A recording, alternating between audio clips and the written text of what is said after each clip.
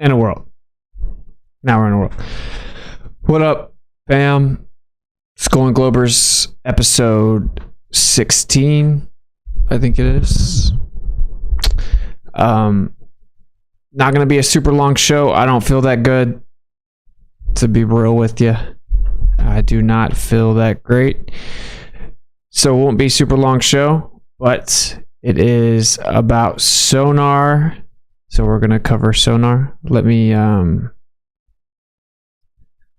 over here and set up the next screen.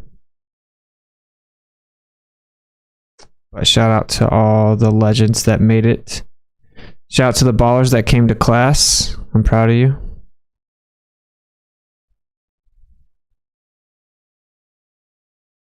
We are also very proud of you for coming to class. All right. So before we get started, I'm going to over here.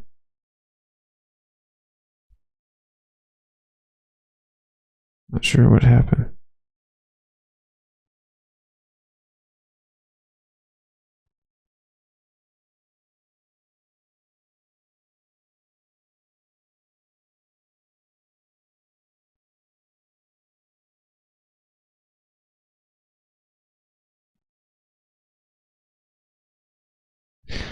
Jeez Louise.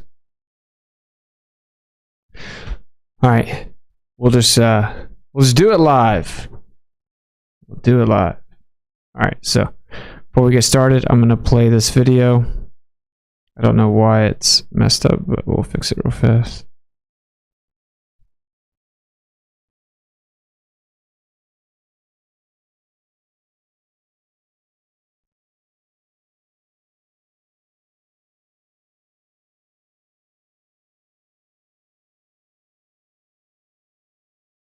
All right.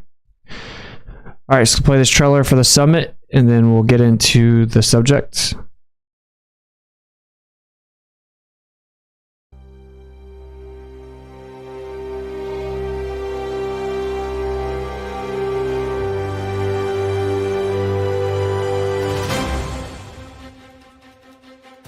In a rapidly changing world, the question quickly becomes, are you poised to face what's next? If you are unsure, we have the perfect solution. TrueEarther.com proudly presents the 2023 True Earth Solstice Virtual Summit, taking place Friday and Saturday, June 23rd and 24th. We hope you join us for an enriching online event unlike any other. Prepare to be inspired by some of the most captivating speakers delivering information-packed presentations, complemented by a showcase of some amazing entertainment. You will also be treated to outstanding musical performances. Plus, we will top it all off with some hilarious comedy on Saturday night. With both days packed with some of the very best, this is a life-changing event you don't want to miss. You'll be treated to a rich array of personalities, including Clara Loretta from Spirit Vehicle, music by Christopher Crumb, a presentation by J Dreamers, from Alphabetic, Dr. Barre Lando, from Old World, Florida, Dr. Narco Longo. You know it will be the best day ever with none other than David Avocado Wolf. Also joining us will be Mr. Astrotheology himself, Santos Bonacci. You'll also see the incomparable David Weiss from DITRH. You'll see a presentation from the authors of What Really Makes You Ill, Why Everything You Thought You Knew About Disease Is Wrong, David Parker and Dawn Lester. You'll enjoy the hilarious and original piano music from Foundering. You'll see Brandon Bigsib, as well as Sean Griffin from Kingdom in Context. From the Melodome, Austin Thompson will join us. And from TikTok, Caleb and Derek. Jake, the Improbable Dreamer, will also be presenting, as well as Iro Landucci from Nurapara Todos. And we will close it all out with some side-splitting laughs courtesy of our canceled comedian Josh Denny, all brought to you by your summit co-hosts, Austin Witsit from WitsitGetsIt and Jaron Campanella from Jaronism. With a lineup like this, you can't go wrong. Well, that is, unless you miss out. Tickets are on sale now. Be sure to use a coupon code to get 50% off. Consider purchasing a lifetime pass, which gives you access to every summit we will have in the future. This will be the last time lifetime passes will ever be sold. So don't miss out. Just head over to TrueEarther.com for all the details. and to get your tickets today. Join us for what is bound to be a truly unforgettable event, the True Earth Solstice Virtual Summit, Friday and Saturday, June 23rd and 24th, 2023. We can't wait to see you there. Very cool. It's going to be super epic. Just a couple of days away, and you can use Witsit 50 to get 50% off, or you can use whatever speaker you want to. All right, cool. If you can't find one, which if you're hearing this, you just found one, Witsit 50, or you can use Save 50. Also, all right. There's that. I'm excited. It's going to be very cool. Last time we're ever selling lifetime passes, so there you go. All right, let's start by just watching a basic video about Sonar.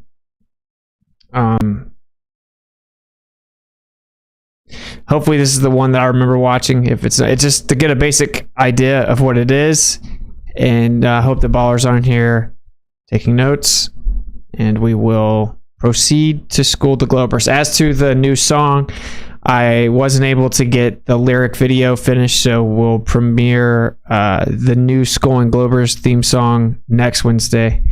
I just have like a million things going on. Like I said, don't expect a super long stream tonight. I do not feel good. All right. Let's check this out. Effect on whales. When we gaze out at the ocean from the shoreline of our favorite beach, the space seems limitless, an endless sea of blue. The idea that humans and animals would be unable to live in peace in such a vast expanse seems ridiculous. Yet, as humans are known to do, our negative impact on marine ecosystems has only increased over time. Between oil spills, climate change, overfishing, and pollution, there are few things we haven't done to mess up our oceans and their inhabitants. But we're not done. The use of military... This is not it. Okay, sorry. Maybe this one is it.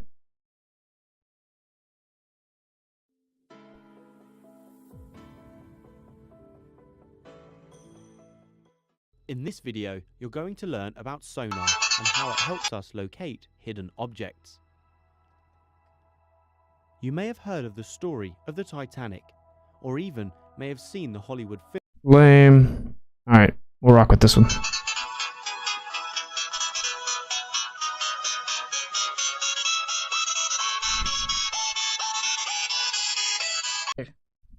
Objective: to learn the basic physics of sonar.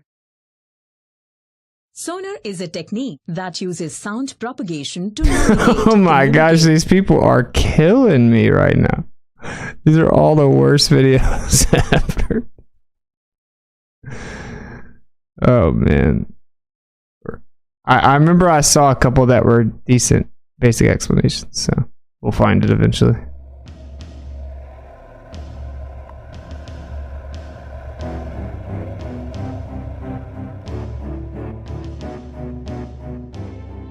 You're diving in the ocean when suddenly a large military submarine sails next to you. Question: how can this vehicle harm you? Well, the possibilities are endless, but the one way you probably didn't think of was sonar. Sonar is an acronym that stands for Sound Navigation and Ranging, and as the name suggests, is used for navigating and ranging objects underwater. Sonar is used because sound waves travel through water much better than radar or light. Since submarines, especially military variants, typically do not have windows, sonar is a submerged submarine's eyes. There are two types of sonar, active and passive.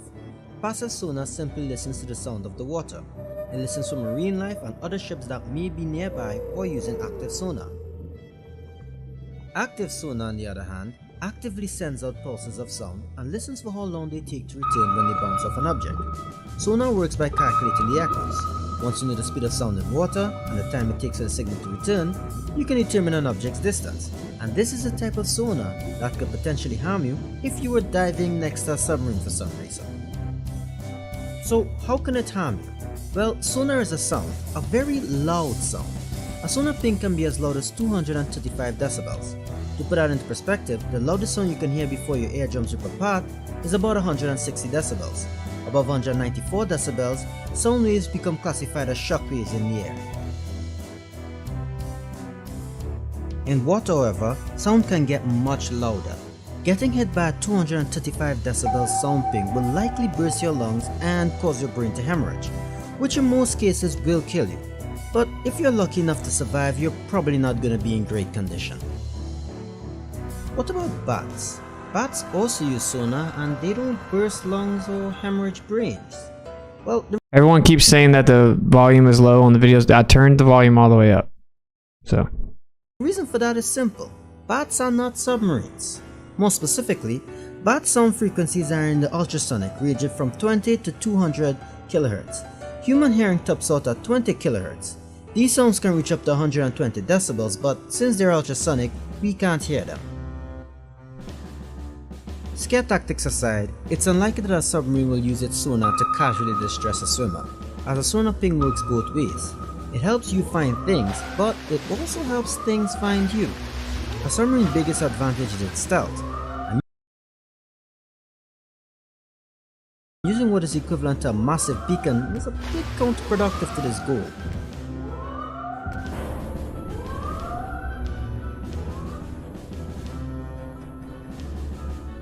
On top of that, ships aren't really allowed to use sonar within 12 nautical miles of the coastline to avoid damage to marine life, which includes swimmers.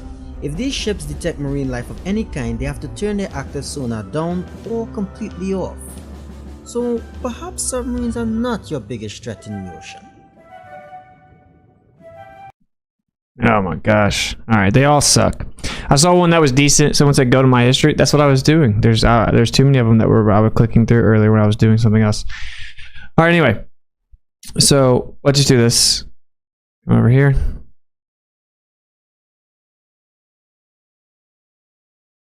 None other than the National Oceanic and Atmospheric Administration.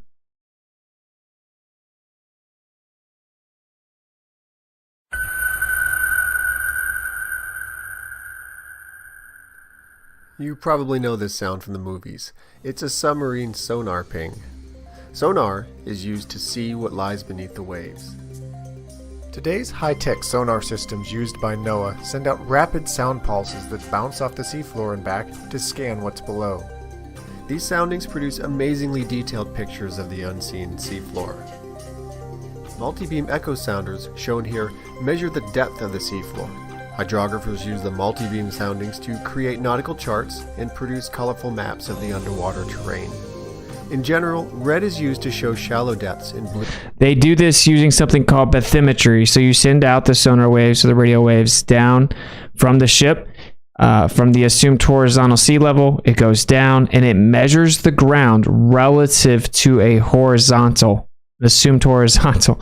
So it spreads out. It goes all along the floor of the ocean, and they measure the depth of the ocean floor and the topography of the ocean floor based on the radio waves or the sonar, quote unquote, returning relative to horizontal, as in you have the horizontal sea level. Sea level doesn't mean horizontal. Level means curved. You treat it like it's horizontal or you can't do it. And then you have the parallel horizontal of the ocean floor, and this is how they do bathymetry, however you pronounce it. So you actually couldn't even successfully do this without treating the earth like it is flat. And yes, there is a distinct difference between the ocean floor curving and then having topography on it and not, because you're actually measuring the time based on the waves bouncing from a horizontal. That's how you get your relative topography across whatever span the wave goes. Or purple for deeper depths. Side scan sonar, the device trailing the ship shown here, captures black and white imagery that helps to identify submerged wrecks and obstructions. Here's a visualization created by a NOAA hydrographer that's beautiful to watch and will give you a good idea of how hydrographers use sophisticated computer programs to transform sonar imagery into nautical charts and other products that help keep mariners safe at sea.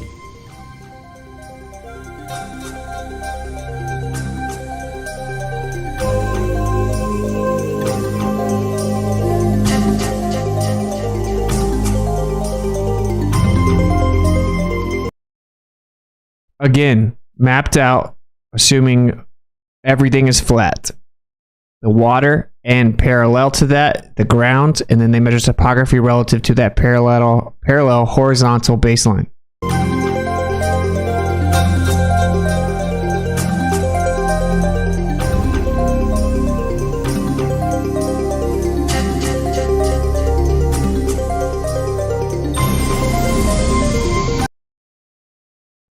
Again, horizontal. Again, this is NOAA themselves. So, of course, you can see the axis here. You have the vertical and the perpendicular horizontal.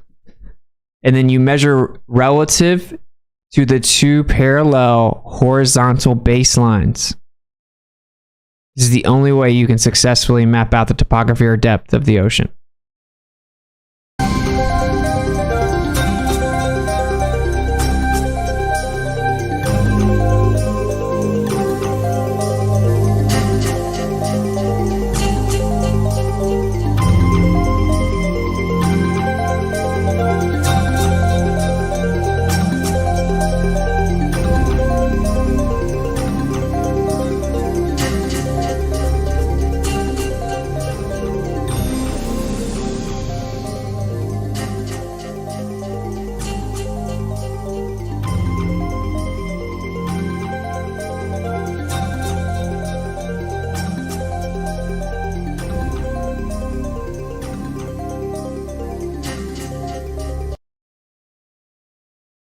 Again, they're showing you the actual software that they use.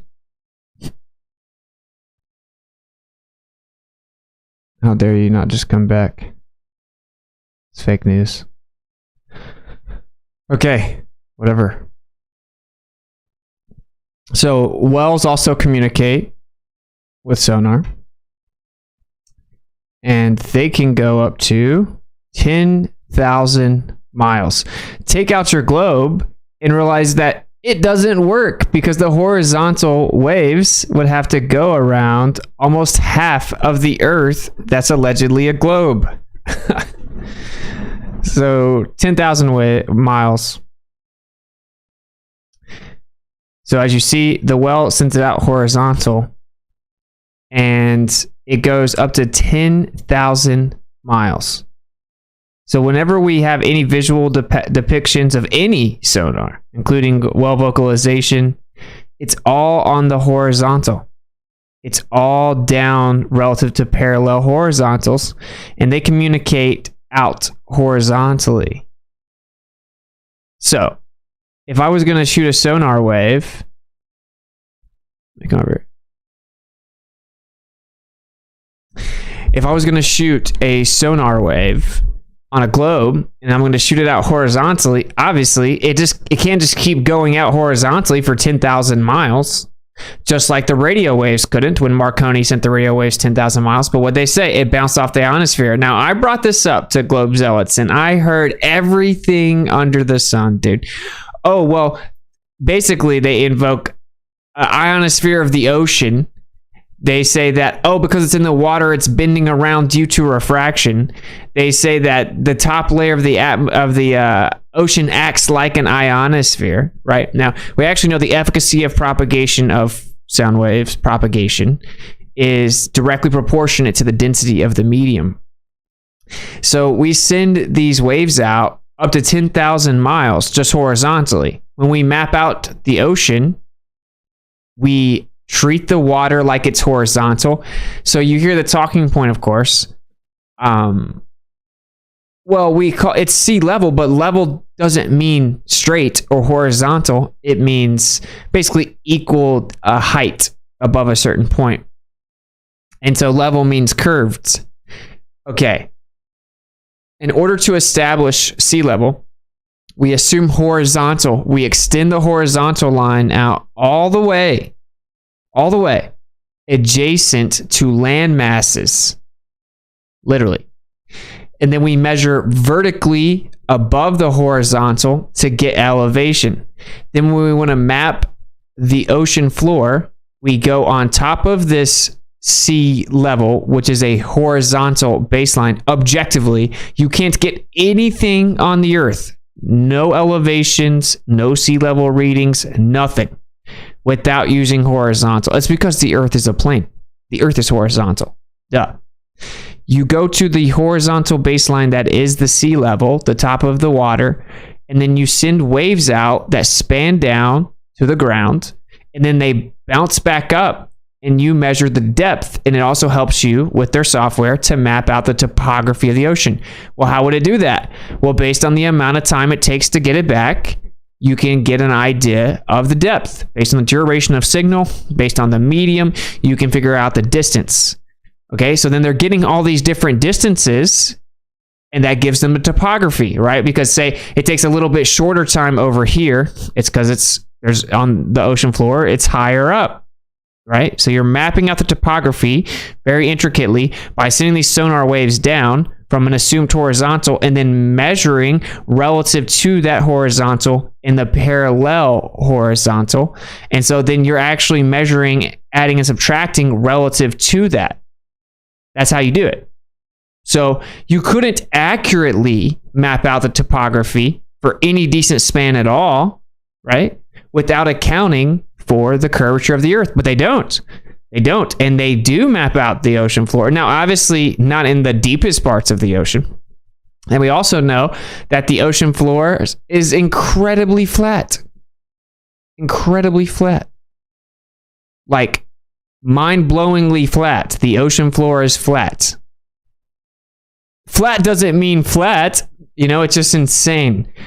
But anyway, in the real spear through the heart of the globe is the efficacy and accuracy of the bathymetry and the wells sending out sonar waves up to 10,000 miles. There's no way around this. So what they try to say is, sure, you can treat it like it's horizontal, and sure, it travels like it's horizontal, but actually what's happening is there's a little channel that's there somehow. We don't fully understand it. This is a still man. This is not a straw man. This is more that now that I'm about to say it, everyone's just going to internalize it and believe it if they're a baller, right? It's painful listening to Austin like the car wreck I mentioned before. That's why you're obsessively here every single stream, listening to me talk for hours. So this is the still man. They're all immediately going to believe this once I say it. Right? That's what's so funny. They say this is the official position, that there's a channel there that they don't fully understand and they can't replicate in a lab and they don't fully understand it, but that it must be there. There's a little channel that traps the waves. So they seem to be going straight out horizontally for thousands of miles. Okay? This is the official story. But they're bouncing up and down, up and down, up and down within a little channel that's bending around the globe. And so since this little channel's bending around the globe, the waves just bounce up and down, stay trapped in that little channel within the water that's bending around the globe. And by the way, it's no specific depth. It varies. It's wherever the wells are able to send it that far. That must be what's going on. This is literally a stillman. This is why most of you guys have probably never heard that the well can actually communicate with sonar waves 10,000 miles. Right? Because their explanation and understanding of it, according to NOAA, is we don't fully understand the channel. We don't really know how to explain it. We don't know why it's there. But this must be happening. No, it's not happening. They're sending out horizontal sonar waves, and the Earth's not a ball. The Earth's not dropping down convexly underneath the sonar waves. So you send out horizontal propagation, physical. It's actually, of course, let's make sure everyone gets what it is. Like, what is a sound wave? Waves aren't things. You don't have sound waves. You have vibration of a certain medium. Like, I'm vibrating the air, and then the mic's picking it up, right? It's a vibration of the air. If I was doing this stream in a vacuum chamber, you wouldn't hear me talking, okay? Because it's the sound. The sound is the air vibrating. Same thing with sonar and water. That's a vibration of the water. Okay? You have these horizontal vibrations of the water go 10,000 miles. Horizontally, it goes 10,000 miles. So sonar waves, wells communicating with sonar waves, 10,000 miles horizontally, consistently. The military is able to also send sonar waves an incredible distance. And they say, oh, well, the only way they're able to do this, like literally a well debunks the globe. A well, just like an animal, debunks the globe. they say, oh, well, yeah, it's going to look just like it's horizontal. You're going to have to measure everything like it's horizontal. You're going to have to treat it all like it's flat, like it's layers of parallel horizontal layers, right? And whenever this goes out, it travels just like it would if it was line of sight and horizontal, right? It's going to physically go out to its destination. We can receive the sonar waves from super far away because you have like passive and active sonar. Active, of course, has a transmitter and they can have receivers. And then they have things that are just receivers. They call them passive sonar. And the military uses this to be silent but be able to detect people, right? So being able to detect their sonar without emitting sonar so that they can be silent. They can pick up these wells from crazy far away. Okay, in the sonar. So they're like, oh, well, yeah, the wells send out the sonar. It's like it's horizontal. It goes super, super far where the curvature of the earth would not allow it. Like it would go through the water into the air, right? Because the earth is curving down beneath it. But it doesn't do that. It just goes out horizontal, maintaining the same distance below the surface, the same depth in the ocean. Just keeps going out. Like, oh, well, that's because there's a magical channel there that's bending around the globe. It traps the waves, and then because they know they can't invoke refraction or diffraction. Okay? Now, those zealots will say these words because they don't understand this at all. I literally heard, like, the ocean must have some version of an ionosphere, and it's refraction or it's diffraction, because this is like just words they know to say. Every time something debunks the globe, they just say refraction. If something needs to bend, it must have been refraction, right? If it needs to somehow bend around the globe, refraction. But it doesn't work. Everyone knows that it doesn't work for this. That's why that isn't the official explanation. The official explanation is that, well, they send it out and everything happens as if it's horizontal, and it's super, super far, like mind-blowingly far. They can't even understand how they can do it to this day. But there's a little channel that bends around the globe, and these waves get trapped in the channel, and then they just bounce up and down trapped in it, so then they bend around the globe within that channel. And it's not like there's just a certain area in the ocean that has a channel based on the pressure and the depths, nothing like that. They're like, this is the only way we know that it would work. It would have to work like this. And it's wherever the wells decide to send their stuff. Wherever the wells decide to send their sonar waves, that's where this magical channel pops up. And I guess if there's 10 layered on top of each other, all of a sudden there's a channel everywhere. So it's hilarious. But in reality, what they do is send out sonar waves, horizontal line of sight, 10,000 miles. We receive them from thousands of miles. We can send them an incredible distance as well. We use the horizontal sea level, the parallel horizontal baseline of the ocean floor. We map out with bathymetry and sonar and radio waves. We map this out, the topography and the depth of the ocean, assuming horizontal, parallel horizontal, extend the horizontal sea level out to the land. And adjacent to that landmass, you measure the perpendicular elevation. So you have the vertical perpendicular to the horizontal sea level. That's how we get elevation. So you literally can't have sea level. You can't have elevation. You can't map out the depth of the ocean. You can't map out the topography of the ocean. You can't have long distance line of sight horizontal propagation with sonar waves. And you can't explain wells being able to communicate with sonar waves 10,000 miles unless the earth is flat. So for all of this stuff, you have to treat the earth like it's flat. Oh, it's just an illusion. The earth's so big, it always looks like it's flat. And you always have to assume it's flat to do anything. So that's a cool story, bro. But it doesn't work for you when we get to the fact that bathymetry is accurate, and it does work, and it maps out the topography. And we actually see that the ocean floor is incredibly flat. And when we say flat, we mean parallel to the surface.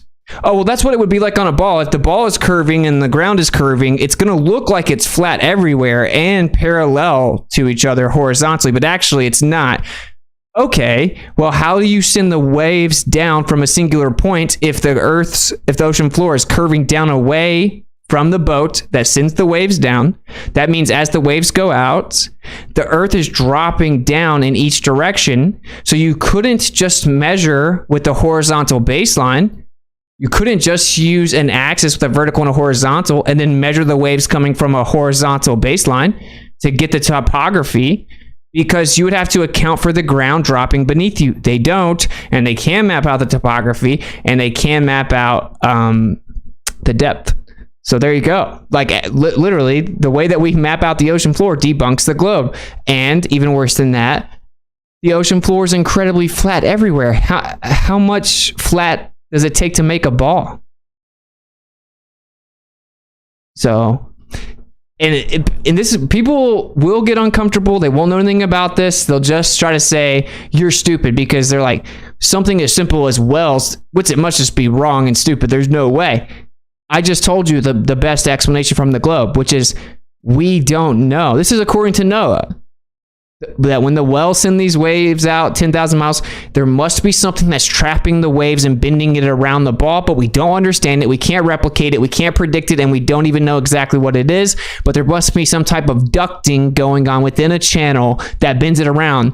Simply put, they know that the wave's just going out, so then it has to be going up, down, up, down, up, down, up, down, up, down, trapped around the ball. So that must be what's happening, but we can't predict it. It's constantly at different depths. It's wherever the wells are. We can't replicate it. We don't understand it. We don't know what it is, but I promise that must be happening, because if not, then the waves are going out horizontally 10,000 miles. So there you go. Pretty quick. I told you it wasn't going to be that long.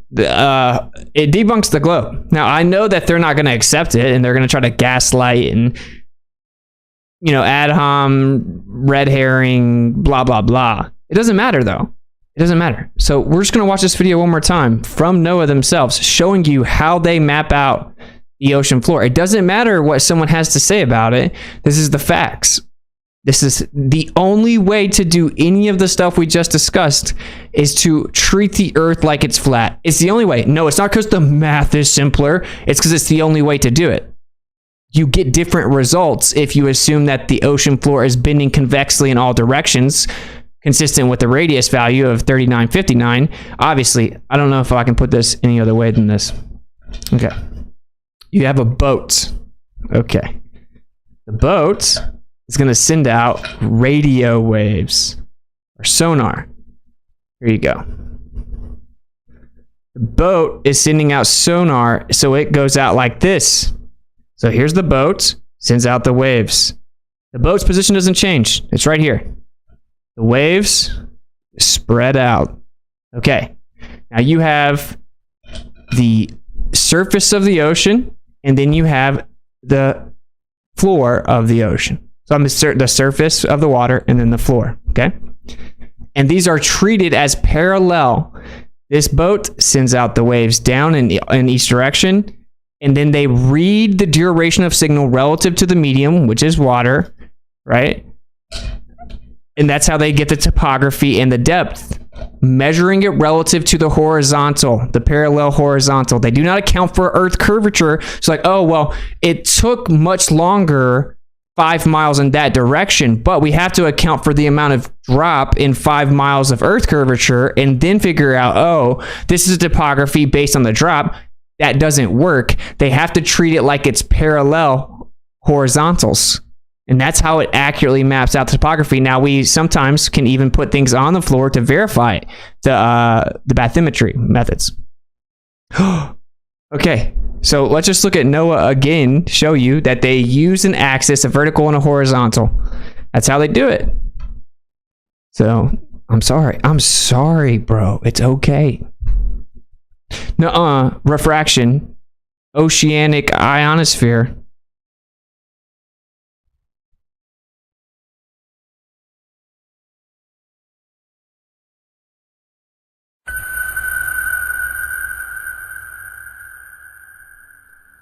You probably know this sound from the movies. It's a submarine sonar ping. Sonar is used to see what lies beneath the waves. Today's high-tech sonar systems used by NOAA send out rapid sound pulses that bounce off the seafloor and back to scan what's below. These soundings produce amazingly detailed pictures of the unseen seafloor. Multi-beam echo sounders, shown here, measure the depth of the seafloor. Hydrographers use the multi-beam soundings to create nautical charts and produce colorful maps of the underwater terrain. In general, red is used to show shallow depths and blue or purple for deeper depths. Side-scan sonar, the device trailing the ship shown here, captures black and white imagery that helps to identify submerged wrecks and obstructions. Here's a visualization created by a NOAA hydrographer that's beautiful to watch and will give you a good idea of how hydrographers use sophisticated computer programs to transform sonar imagery into nautical charts and other products that help keep mariners safe at sea.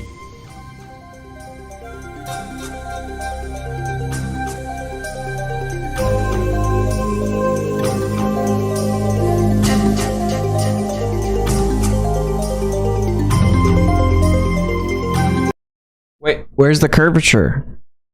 That's weird.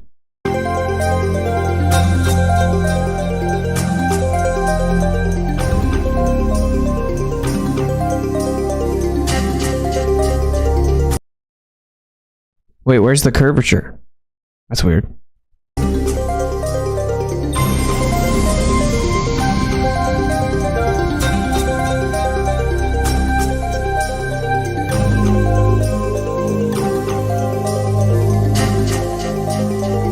Testing Witsit.Live.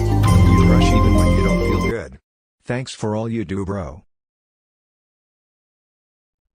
Sorry, we missed your donation. I'll read it off in a second, brother, but thank you for the donation. Oh, I think I popped it. See, it popped up right here.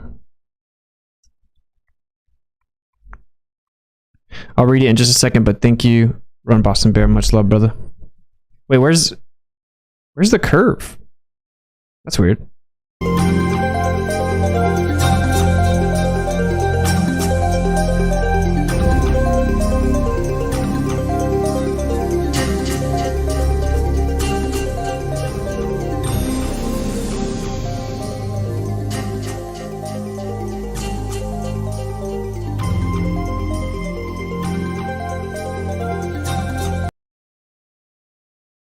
Wait, where's the curve?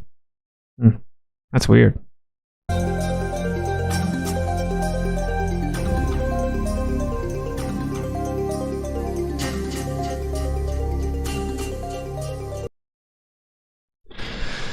Yep, there you go. Sonar waves. I'll give a quick recap. I'm not going to open up the lines today. Like I said, I don't feel very good. I'm going to get out of here. I also have like a million things to do. I don't even know if I'm going to be able to do them, but thank you guys for kicking it. Again, wells send out sonar waves horizontally 10,000 miles. Much love all. Thank you for being a member nominal. So they try to say, first, like the globe proponents tried to tell me that there was like something acting like an ionosphere in the ocean. This is what's saying. It is a religion. People literally just ad hoc make stuff up, but they know they can. As long as they're going against the flat earther, they're good. They know the people that also believe the Earth's a globe are always going to support anything that they say, even as they hear them make it up off the top of their head. Get slam dunked on like freaking Michael Jordan just walked off the bench in his prime, and you're like on your last day before retirement, just stumbling onto the court drunk and kept incapacitated, taking heroin, and then Michael Jordan just windmills on you with his tongue out, chilling, then walks back to the bench like nothing happened. They'll act like it didn't happen. And then the next person will stumble out there incapacitated, pretending that they can hoop, talking about some other made-up ad hoc excuse. Then Michael Jordan will dunk all over them again. Of course, Michael Jordan being the flat earther, and they'll pretend that it didn't happen. So, like, they'll sit there and watch people say there must be something like the ionosphere in the ocean, and they'll act like that's not insanely laughable, that they're just making stuff up, desperately trying to defend the globe. It's very simple. If the Earth's a globe, you don't have to desperately make stuff up ad hoc, constantly doing mental gymnastics. For example, just random example here, we were talking about how on the globe, if you have the north and south latitudes, right, corresponding latitudes, so say 33 degrees north latitude, 33 degrees south latitude, so like the southern portion of the United States and then somewhere in Australia, right? If you go to those areas 6 months apart, right, and then you view the solstice, for example, and you watch the sunset, the twilight, the duration of twilight, of course, being the circular disc that we see that is the sun, the circle, that's the sun, goes behind the horizon, and then we still have light after it goes below the horizon. That's called twilight. Okay, so if we go to these two locations 6 months apart, the twilight should be the same duration because it should be symmetrical on the globe. right? So I'm like, okay, so if we go test this specifically and it's not symmetrical and say it's shorter in the south, that would debunk the globe. Makes sense on a flat earth because seemingly the sun might need to go faster in the south of a flat earth. So it makes sense that the twilight's shorter. And so when we're talking, I jumped in, I'm like, you guys realize that I brought that up. We talked about it. I'm like, yeah, but you guys realize that there's nothing that you can bring up. It's a religion. So what they're going to do is say something like southern hemispheric refraction. And then we all laughed because I just made up southern hemispheric refraction, like the stupidest thing I could think of. It was a joke. They're now in Discord trying to explain to us how it makes sense that the northern and southern hemispheres have different levels of refraction to explain away how they should be symmetrical in the same duration on a globe. Southern hemispheric refraction, bro. There's more water in the south and there's more pollution in the north. It's so goofy. And then you're like, no, but according to your belief system, the sun is lifted up roughly half a degree every single day. So when we see the sunset, it looks like the sun is still above the horizon, but according to your model, your belief system, it's actually below the earth. It just got refracted and lifted up half a degree. So you think you're seeing the sun, but it's just an illusion every single day. But if it's different levels of refraction in the north and the south, we would have to see different sunset times. We have to see different durations of the sun. And then, so that just refutes the idea of different refraction, which so does common sense, obviously. And you can get into all the like the temperature gradients, all this different stuff, the vertical density gradients, and how they're not different just because they're in the north or the south. But my point is, they literally are trying to explain to us how there must be like southern hemispheric refraction. Okay, my point is that it's a religion. That's just made up nonsense. Only because flat Earth is censored, and then people that aren't very bright in research can go attack the flat earthers, and who holds them accountable? 90% of them are anonymous. They all circle jerk and act like they got something right, and then they can gaslight. They just make stuff up. This is no different, right? When I brought up the sonar waves, they're like, oh, well, just like the ionosphere bounces down the radio waves, the surface of the ocean must be bouncing the radio waves down. What? You know, you can test that, right? You can test that. That's not true. You made that up. That isn't real. That isn't a real thing. You made that up. That's not even your side's official answer. Oh, it's obviously just refraction. Duh. I know you deny refraction, but refraction, that's not the answer. Refraction can't make radio waves, sonar waves, bend around the globe 10,000 miles. That's not true. What are you talking about? Show me it. We can test that. That doesn't work. You can't in any way invoke refraction. Oh, it must be diffraction. Do you know what diffraction is? It's when the wave basically gets obstructed and then recombines behind it, so it spreads it out. How does that help you here? That doesn't help you. You can't get 10,000 miles from sonar wave because of diffraction, and they don't really know the answer. They're just making stuff up. It's a religion. That's called a religion. Right? If you just make anything you can up ad hoc to try to explain away the evidence that's contrary to your belief system that requires blind faith, that is a religion. A belief system that you have built upon the doctrine of men that you don't understand, you blindly believe because you don't even know what it is that you believe. You trust other men in lab coats, effectively a priesthood, to tell you what to believe. I don't understand it. I haven't researched it. I haven't done the test, but people smarter than me have done it. There have been priests that have been studying the Bible way longer than me. They know what they're talking about. You think you know more than all the Catholic priests, right? And then they just, whenever you push them, like, okay, you believe this, defend it, they'll just start making stuff up. Because if they can say anything that has the semblance of plausible deniability or what if, or maybe it's possible, then they can act like the globe is still legit. So there's really no reason to communicate with someone that's chosen to do that. They're far beyond like you being able to help them or have a conversation with them. They're being dishonest to themselves.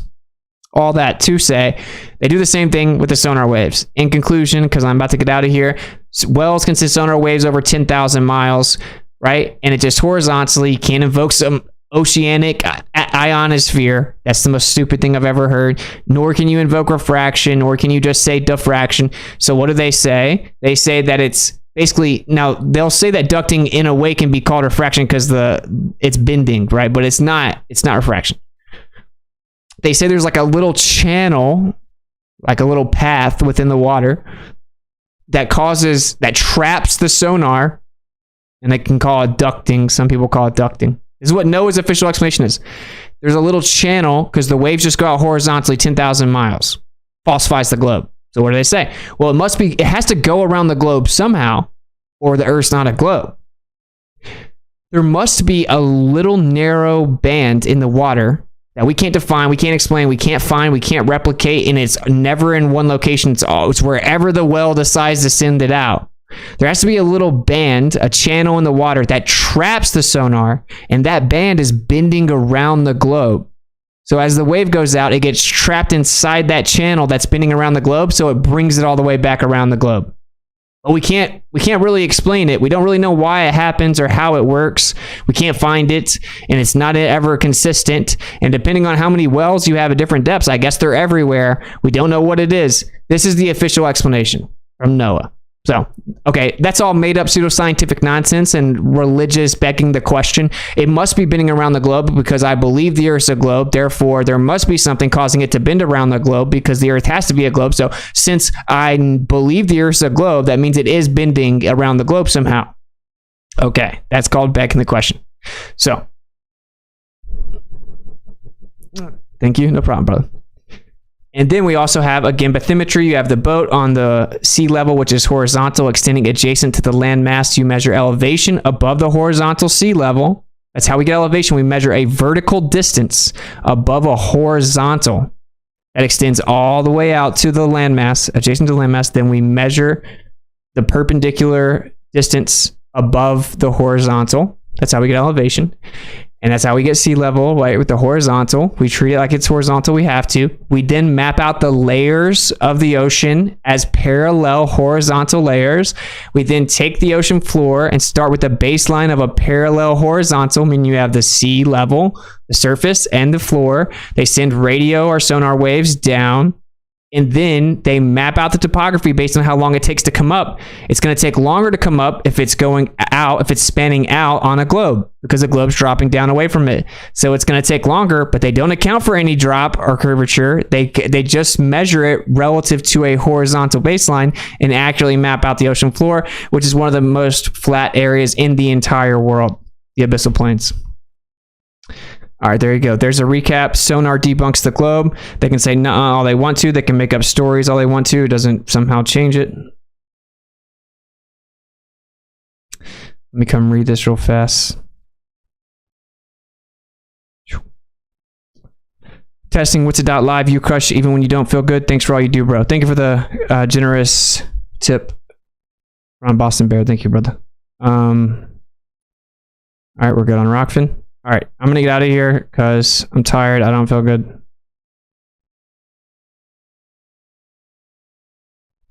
All right. What I will do really quick, even though we just watched it, is I'm going to watch the trailer for the summit again. You guys should definitely check out the summit. It's super fire. There's going to be so many legends there talking about, so it's like a huge span of topics. 2 days of straight gravy. If you can't watch the whole thing, it's all good. You get it in pepper. What's it called? Like whatever, you have it perpetually. I don't know how to say the word, but I can't say it for some reason. But anyway, you get the access to the shows forever, basically, right? So even if you can't sit down and see them all in the 2 days, it's going to be fire. You can use Witsit 50. That's all caps. WITSIT 50. All caps. You get 50% off. This is the last time you can ever get a lifetime pass. That means that every summit we do, which we plan on doing them for years, every summit we ever do, you get to go to. You never have to pay for it again. You also get a virtual gift bag for VIP and general admission. You get all kinds of different coupons like David Avocado Wolf's store, Dustin Nemo's store, all these different places, all these different truthers stores. Cool. Yeah. And I'm also going to offer a discount on the blends, which should also be in the description. And we have the community fast coming up. If you purchase any of the blends, you should be getting a message soon telling you about the community fast. We'll do it after the summit. All right, cool. I love you guys. Thanks for kicking it. Sorry the show is short, but it's okay. Normally they're crazy long. Feel better soon, Austin. Saying a prayer for you. Thank you. Thank you. All right, I'm going to play the summit video again. You guys get triggered. I think it's dope. Can we get your autograph? No, I think that's lame. All right. I guess I'll say the final little closeout whenever I bring it back from the summit. Maybe I shouldn't overplay the summit. I don't want to like... All right, what I'll do is I'll play the summit, and then right after I'm just going to play the outro, My in the Field. So, cool. Yeah, shout out to JJ. What'd you say? Did you say something about how you like finished your show? Screw that, I just did 3 hours of the headache. Well, you're a better man than me. Troubling. Yeah, I'm just not feeling it, man. All right, seek and seek truth unequivocally. The weak find contentment in the consensus of ignorance. So who cares what the people think? They're always going to attack you. Just use common sense. Sonar debunks the globe, and it's hilarious. Physical, tangible evidence that the Earth is not in any way a globe with 3959, unless you just say, "Nuh-uh, there must be magic in the ocean." Oceanic, ionospheric magic. All right. If you want to support the channel, links in the description. First link in the description is where you go to get your tickets, trueearther.com. You can use Witsit50 for 50% off. Should be super cool. You can get VIP. You get to jump up in there and talk to people and be in the actual summit room. You can also maybe get your questions in even if you have general. So cool. There's annual, and if you have annual, you have access to all the previous summits. And you can get lifetime, last time ever. I think that's it. Cool. Yep. When they revile you for his name's sake or for the truth's sake, rejoice, for they did it to all the prophets before you. So don't worry about it. It's how it works. And what's popular is not true, and what's true is rarely popular. I'll catch up with you guys maybe tomorrow night. Jared and I might do a show. Not sure. We're super busy, but I love you guys. Peace.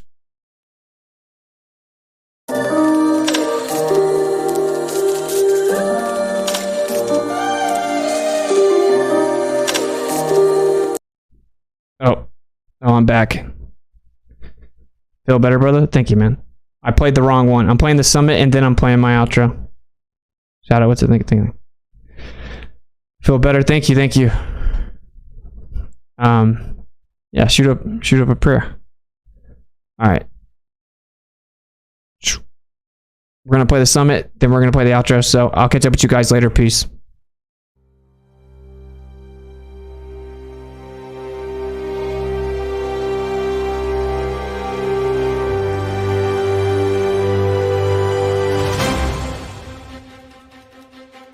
In a rapidly changing world, the question quickly becomes, are you poised to face what's next? If you are unsure, we have the perfect solution. TrueEarther.com proudly presents the 2023 True Earth Solstice Virtual Summit, taking place Friday and Saturday, June 23rd and 24th. We hope you join us for an enriching online event unlike any other. Prepare to be inspired by some of the most captivating speakers delivering information-packed presentations, complemented by a showcase of some amazing entertainment. You will also be treated to outstanding musical performances. Plus, we will top it all off with some hilarious comedy on Saturday night. With both days packed with some of the very best, this is a life-changing event you don't want to miss. You'll be treated to a rich array of personalities, including Clara Loretta from Spirit Vehicle, music by Christopher Crumb, a presentation by J Dreamers, from Alphabetic, Dr. Barre Lando, from Old World, Florida, Dr. Narco Longo. You know it will be the best day ever with none other than David Avocado Wolf. Also joining us will be Mr. Astrotheology himself, Santos Bonacci. You'll also see the incomparable David Weiss from DITRH. You'll see a presentation from the authors of What Really Makes You Ill, Why Everything You Thought You Knew About Disease Is Wrong, David Parker and Dawn Lester. You'll enjoy the hilarious and original piano music from Foundering. You'll see Brandon Bigsib, as well as Sean Griffin from Kingdom in Context. From the Melodome, Austin Thompson will join us. And from TikTok, Caleb and Derek. Jake, the Improbable Dreamer, will also be presenting, as well as Iro Landucci from Nurapara Todos. And we will close it all out with some side-splitting laughs courtesy of our canceled comedian Josh Denny, all brought to you by your summit co-hosts, Austin Witsit from WitsitGetsIt and Jaron Campanella from Jaronism. With a lineup like this, you can't go wrong. Well, that is, unless you miss out. Tickets are on sale now. Be sure to use a coupon code to get 50% off. Consider purchasing a lifetime pass, which gives you access to every summit we will have in the future. This will be the last time lifetime passes will ever be sold. So don't miss out. Just head over to trueearther.com for all the details and to get your tickets today. Join us for what is bound to be a truly unforgettable event, the True Earth Solstice Virtual Summit, Friday and Saturday, June 23rd and 24th, 2023. We can't wait to see you there.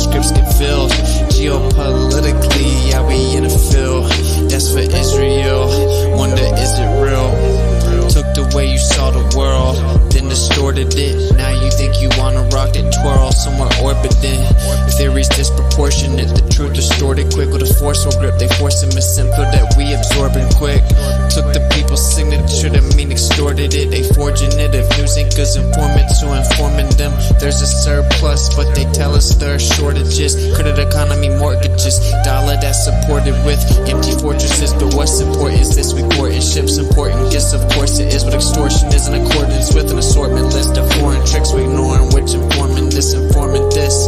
It looked like we were snoring tricked. Pedophilia and the government endorsing it. Yeah, eugenics is exactly what abortion is. You just vilify those insubordinate. Way to matrix engineer, that's unfortunate. Geopolitically we in a field that's for Israel. Wonder is it real? Rappers actors say they high, say they sip with pills. Glorify suicide so they get the deals. Big pharma set it up just to flip the pills. Control the music industry until the scripts get filled. Geopolitically, yeah, we in a field that's for Israel. Wonder is it real?